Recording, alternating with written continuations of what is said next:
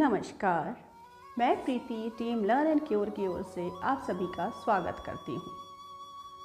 अपनी पिछली वीडियो में जैसा कि हमने आपको बताया था कि किचन कहाँ पर होना चाहिए, वास्तु के अनुसार जितना ये इम्पॉर्टेंट है कि किचन कहाँ पर हो, उतना ही इम्पॉर्टेंट ये भी है कि किचन का इंटीरियर डिज़ाइन किस प्रकार होना चाहिए, यानी किचन की आंतरिक सज्जा किस प्रकार होनी चाहिए।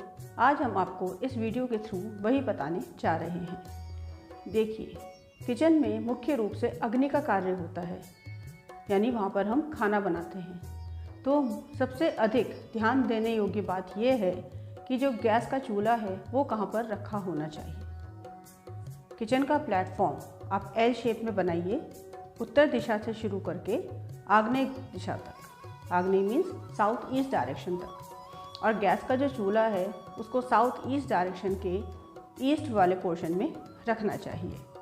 और वो इस प्रकार रखा हो कि जो खाना बना रहा है उसका मुख ईस्ट की तरफ ही होना चाहिए।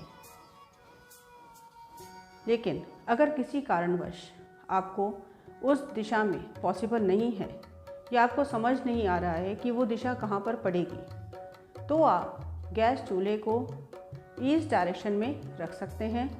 लेकिन उसमें भी ध्यान देने योग्य बात यह है कि जो खाना बनाने वाला है उसका मुख ईस्ट की तरफ ही होना चाहिए। अब जो हम किचन में अवन, टोस्टर, मिक्सर ग्राइंडर या बिजली से चलने वाले कोई भी उपकरण का उपयोग करते हैं, उन सबको हमें आग्नेय कोण या आग्नेय कोण के दक्षिण वाले हिस्से में ही लगाने चाहिए। यहाँ तक कि जो हम किचन में स्विच बोर्ड्स लगाते हैं उनको भी हमें उसी डायरेक्शन में लगाना चाहिए। और जो फ्रिज है उसको हमें उत्तर पश्चिम या फिर पश्चिम दिशा में रखना चाहिए। अब बारी आती है पानी की। जैसा कि मैंने आपको पिछली वीडियो में भी बताया कि जो नॉर्थ डायरेक्शन है वो वाटर एलिमेंट की डायरेक्शन है, तो हमें पानी का कोई भी सोर्स नॉर्थ डायरेक्शन में देना चाहिए। तो जो हम सिंक लगाएंगे उसको हमें नॉर्थ डायरेक्शन या फिर नॉर्थ ईस्ट डायरेक्शन में लगाना चाहिए। इसके बाद किचन में जो हम अलमारी बनाते हैं सामान रखने के लिए, तो वो अलमारी इस तरह से होनी चाहिए कि उनका अधिक भार साउथ और वेस्ट डायरेक्शन में हो, नॉर्थ डायरेक्शन में अधिक भार नहीं होना चाहिए।